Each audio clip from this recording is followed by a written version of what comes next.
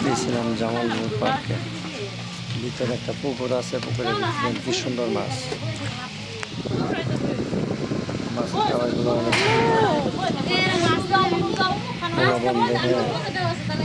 বিশাল একটা পুকুর আছে। 10টা বা 20টা দিয়ে খাবার কিনে ছেড়ে দিলে মাছগুলো সব সামনে আসে। দেখতে অনেক সুন্দর। তাই ভিডিওটা করছিলাম, আপনাদের দিলাম। মাছগুলো কি সুন্দর, অনেক মাছের খাবার দিলে মাছ সব হাতের নিকটে আছে।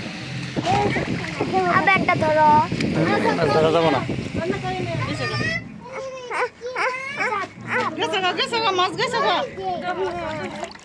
মাছ ধরবো।